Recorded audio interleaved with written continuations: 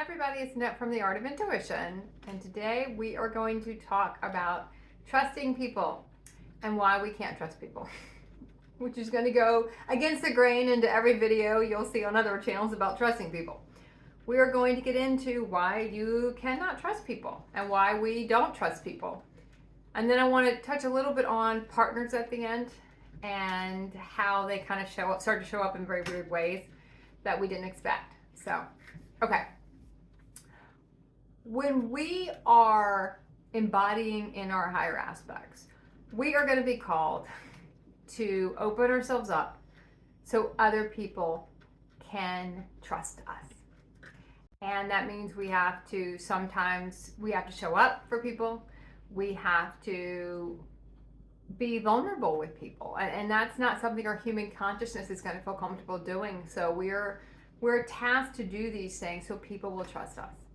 And people will trust that we will be there for them, no matter how ugly things can get, and no matter how ugly their own stuff gets. When there is a caveat to that, in the sense that, I think I mentioned this before, we'll put up with a lot of disrespect from people when we know their stuff's coming up, they're going through the rough time in their awakening or different parts of their ascension. We'll put up with a lot if we understand that's what's going on, when we can see that's what's going on. When you're dealing with someone who's constantly disrespectful and they never kind of move out of that energy because they never want to do the work to get out of that energy, to clear that programming, to become conscious, we only can put up with that for so long, because after a while, everyone's kind of at a standstill. It's kind of at a dead end. You can't go any farther with the relationship. You can't go any farther with the reality. We are kind of at that part where we have to dissolve, close out the reality and move on, because one, they're just not ready. It's not their time yet. And to continue to put up with the abuse starts to affect our vibration after a while. So there are some caveats to how much we will put up with. So I do want to kind of throw that in. So we're the ones that have to get people to trust us, right?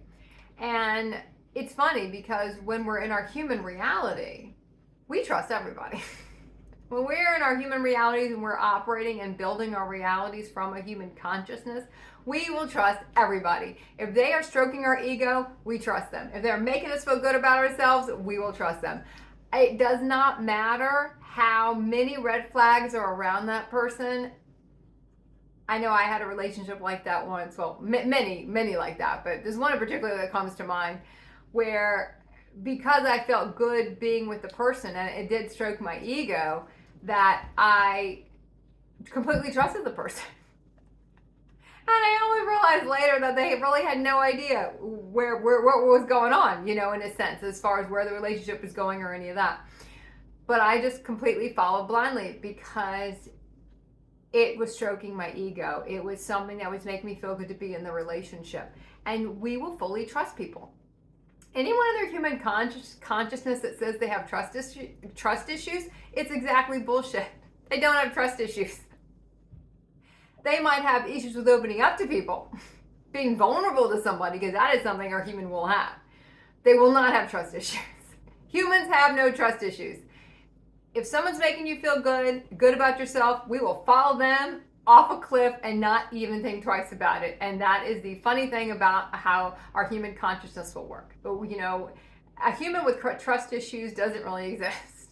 It just makes us, it sounds like something kind of sexy to say to make yourself feel like, you have a lot of work to do on yourself, or you've been hurt before. Another label we'll put on ourselves because, our stories give us attention. So they give us an identity. So we kind of stick with our stories. We want to stick to our labels. But a human will trust anybody. And I know when we all look back at certain things that we fully trusted on, we're like, why did I do that? Why did I trust that person? Something about that reality we wanted to stick with it because we were getting something out of it. So we trusted in the reality, even though we knew in a way these people couldn't be trusted. We'd always go back and say that. I kind of knew better, but I kept going. Even if the relationship that I talked about a few minutes ago, I kept having dreams about how that thing was going to derail. I had dream after dream after dream, and I just kept brushing it all off and kept going right down that same dead-end road, because I was trying to get also an identity with the relationship, an identity with what was going on, identity with that whole reality. That's why it gets hard for our human to let go of these realities, let go of a lot of these people, because we have an identity with them. We feel like we have a place there, even though it's not really a place. It's just all these realities they're all fleeting. You know, they're not meant to last. They're not built to last. They're just supposed to show us to the next thing, and then we go to the next thing. So we're in that weird position that once you get to certain levels of consciousness, we embody in that consciousness. We start living from our higher consciousness aspects, which we have many of, many of. You might have one predominantly you're working with, an aspect you're working with each year. I'm into a lot of warrior energy this year, a lot of archangel energy this year. That's the aspect that I am, is kind of one of my main aspects this year, but I've had many over the last years that I've been worked to embody and really live from that aspect. That's what embodiment means. You live from that aspect. And anywhere in your life you're not living from that aspect, then you're going to be called to step up, to align it, or it's going to get taken away. And you're going to have another reality come in where you're going to then have to start it and align it from the beginning. From that aspect, from that higher aspect. So when we start looking at, we have to be vulnerable to get someone to trust us, okay? We have to be open. We can't have walls up. I mean, that's another thing. Humans say, I don't trust. It's just because the human wall, it's not trust. That is just the word that gets thrown around that means nothing to a human. Once again, we'll trust anybody.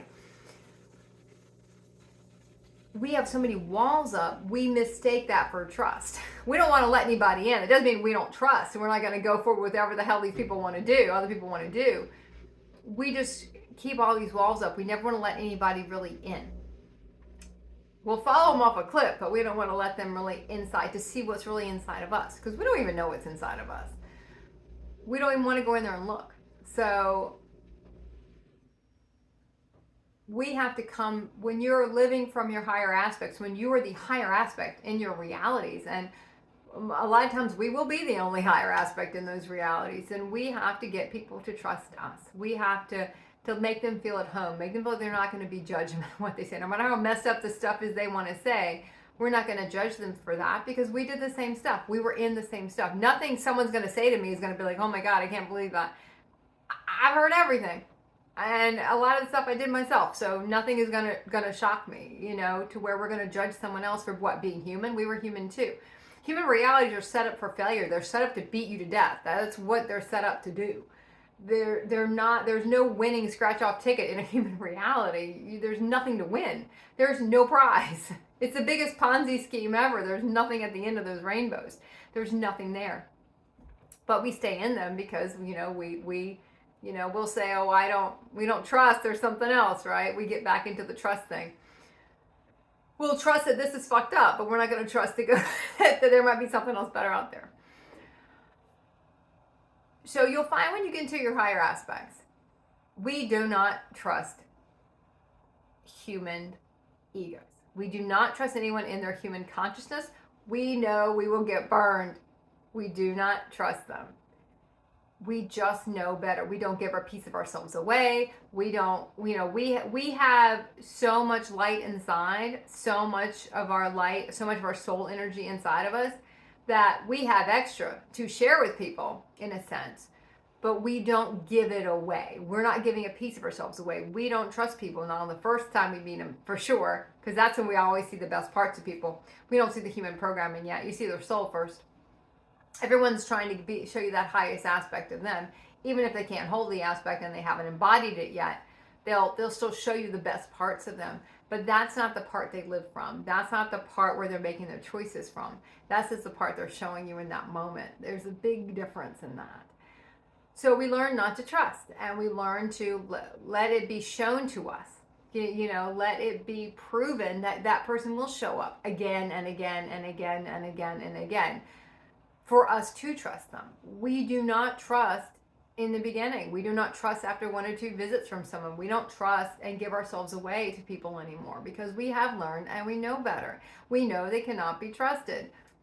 Human consciousness, human egos, they are not trustworthy. We know we were. When we lived from those consciousnesses, I don't know if I can even say that word today. When we live from a human consciousness, we could not be trusted either. We should never have been trusted. So it feels kind of funny now when we say that, well, we don't trust, but we have to show up and have people trust us, and we have to show up for people we don't trust. And that is the weird kind of spiderwebby mentality we will get into. So you're going to find that the partners you thought you could trust, the partners you thought were going to be there, are not the ones that kind of show up.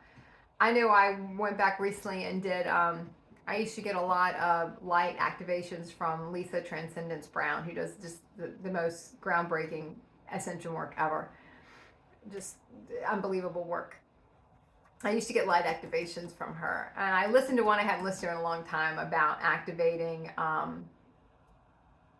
I don't remember what it was called, soul partners or something. I can't remember what it was called. But in the beginning, I was doing it to attract a partner. Like, gosh, 5, 6, 7 years ago, I used to do it. I did this thing all the time. And I remember thinking, this is not working. Nothing's coming my way. What's going on? And then it was funny because when I look back at it now, I can see all the partners that came, the higher consciousness partners that came that I needed. And one was a child. And the second one was, this is going to sound weird, but I'm going to go. The second one was a cat. And it was a cat because cats are very galactic. Cats carry a very high vibrational frequency. To me, dogs are more the soul, so higher soul aspects of ourselves, and cats are the galactic aspects of ourselves.